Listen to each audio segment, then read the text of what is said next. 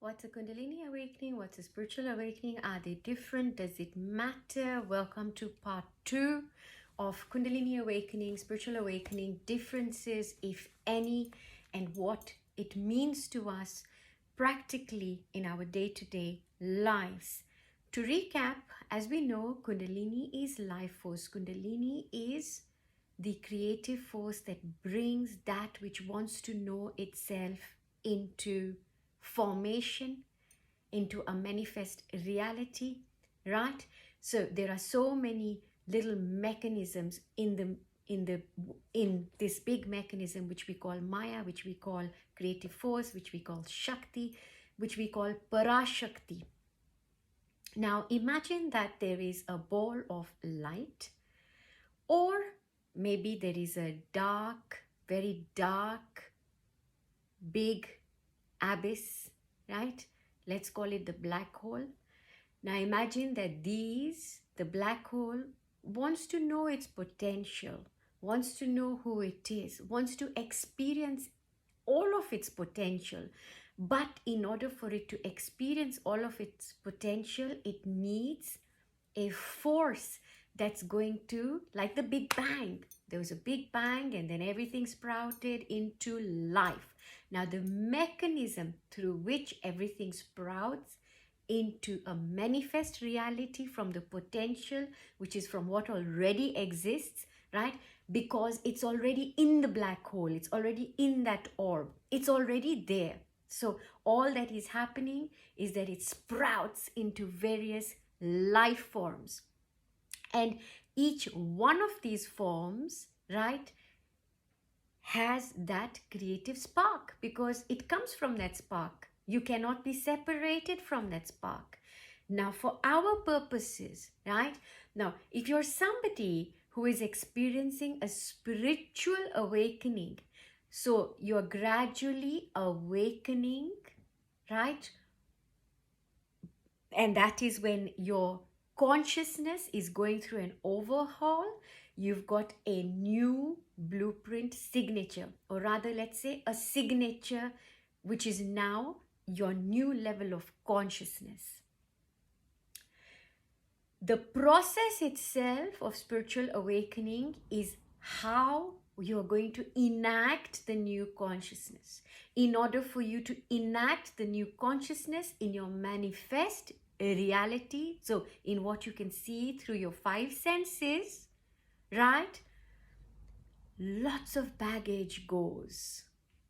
Yeah? Old paradigms leave. And this new version of yourself comes to be.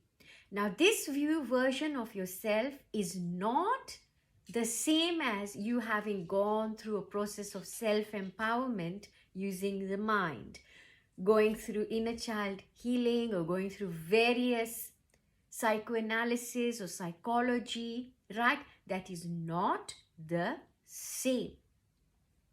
A consciousness shift, which is a paradigm consciousness shift, will literally remove everything that stands between what you know as yourself, as this body, and the experiences you have, and the potential of you, which is simply you as you exist, which is that black hole, right?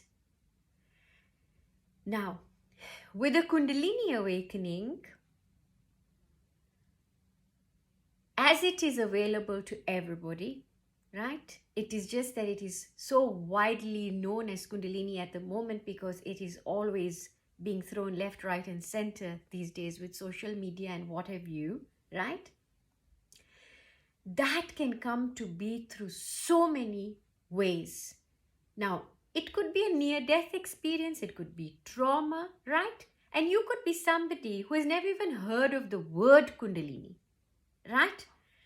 You're a normal Joe blog, not even perhaps known to the Hindu culture or to this word, this Sanskrit word, or to yoga or anything, right? You have a 9-to-5 job, everything just is as it is, You're living a very physical life and suddenly this thing happens to you and you have no idea, right?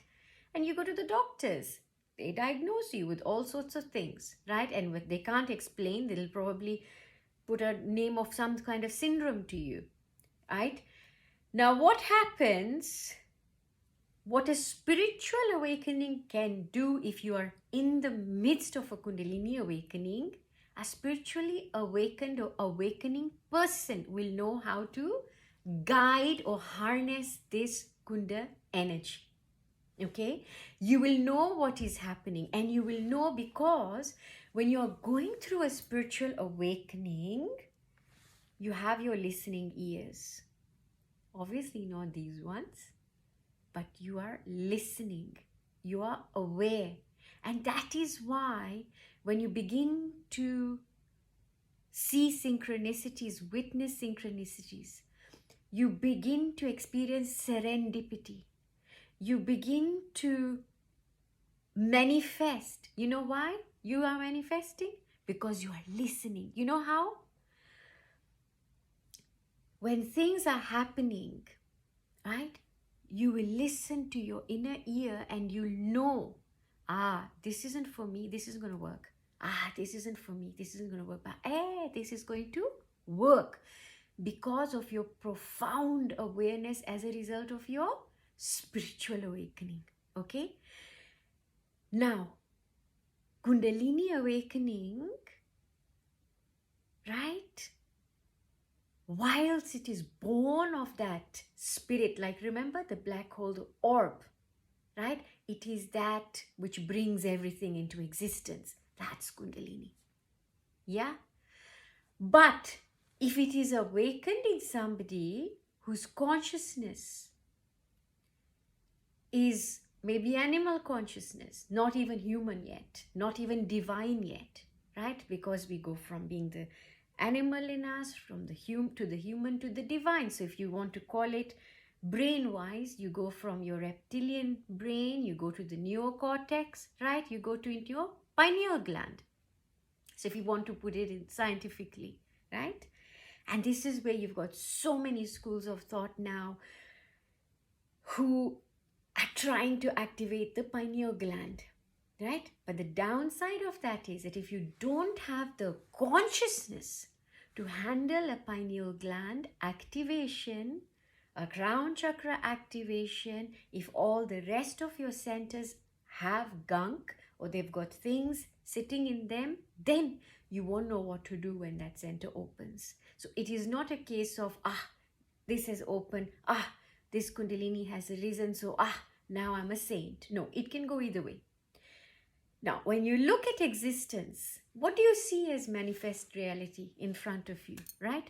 Do we not have the good, the bad, and the ugly, right? Do we not have everything in us, right? Yeah.